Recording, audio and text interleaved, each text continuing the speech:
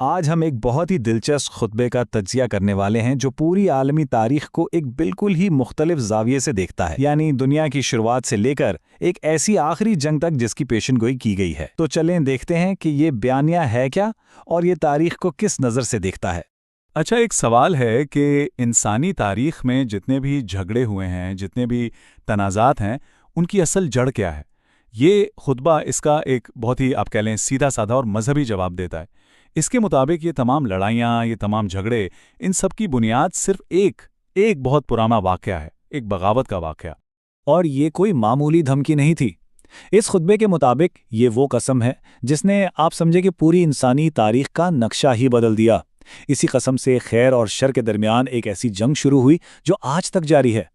اچھا، تو اس پورے نقطہ نظر کو سمجھنے کے لیے ہمیں بالکل شروع میں جانا پڑے گا، بالکل ابتدا میں، اور یہ دیکھنا ہوگا کہ یہ خطبہ انسانیت کا سب سے پہلا، سب سے بڑا دشمن آخر مانتا کس کو ہے۔ یہ خطبہ بتاتا ہے کہ ابلیس کا ذکر قرآن میں 1-2 بار نہیں بلکہ 7 مرتبہ آیا ہے، جس سے اس کی اہمیت کا اندازہ ہوتا ہے۔ اور کہانی کیا تھی؟ بس اتنی سی کہ اس نے خدا کے حکم پر آدم کو سجدہ کرنے سے صاف انکار کر دیا تھا۔ تو اس خطبے کا جو مرکزی خیال ہے وہ یہ ہے کہ دنیا میں جتنی بھی برائی ہے اس کی جڑ میں صرف 2 چیزیں ہیں، تکبر اور حسد، اور یہی وہ 2 جذبات تھے، یہی وہ نفسیات تھی جس نے ابلیس کو مجبور کیا کہ وہ قسم کھائے کہ وہ انسان کو ہمیشہ گمراہ کرتا رہے گا۔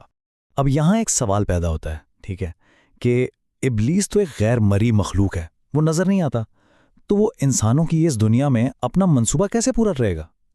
خطبہ اس کا جواب یوں دیتا ہے کہ اس سے ضرورت تھی انسانی ایجنٹوں کی، یعنی زمین پر کام کرنے والے اس کے اپنے نمائندوں کی۔ اور یہاں یہ خطبہ ایک بہت بڑا اور کافی متنازع دعویٰ کرتا ہے۔ اس کے مطابق اس کام کے لیے اجتماعی طور پر ایک پوری قوم کو چنا گیا، اور وہ تھی یہودی قوم، اور دلیل یہ دی جاتی ہے کہ ان کی تاریخ نے انہیں اس کردار کے لیے بالکل تیار کر دیا تھا۔ تو خطبہ یہ دلیل دیتا ہے کہ یہودیوں کا یہ مبینہ نظریہ کہ وہ خدا کے چنے ہوئے لوگ ہیں اور باقی سب کمتر ہیں، بالکل وہی تکبر اور حسد والی سوچ ہے جو ابلیس کی تھی، اور اسی وجہ سے اس خطبے کے مطابق وہ زمین پر ابلیس کا کردار ادا کرنے لگے۔ ظاہر ہے یہ ایک بہت ہی سنگین الزام ہے، اور اسی پر اس پورے بیانیے کی بنیاد رکھی گئی ہے۔ اس دعوے کو ثابت کرنے کے لیے خطبہ دینے والے نے قرآن کی اس آیت کا حوالہ دیا ہے، اور وہ اس کی تشریح یوں کرتے ہیں کہ یہ آیت ایک ایسے عقیدے کی طرف اشارہ کرتی ہے جہاں غیر یہودیوں کو لوٹنا، ان سے دھوکہ کرنا یا ان سے کیا ہوا وعدہ توڑ دینا بالکل جائز سمجھا جاتا ہے۔ اچھا، یہاں سے بات اور بھی دلچسپ ہو جاتی ہے۔ اب یہ خطبہ صدیوں پر پھیلی ہوئی تاریخ کو ایک ہی دھاگے میں پروتا ہے۔ یہ دنیا کے بڑے بڑے تاریخی واقعات کو اسی ایک مبینہ سازش کا حصہ قرار دیتا ہے۔ اب ذرا اس پر غور کریں، یہ سلائیڈ کتنی کمال کی چیز دکھا رہی ہے۔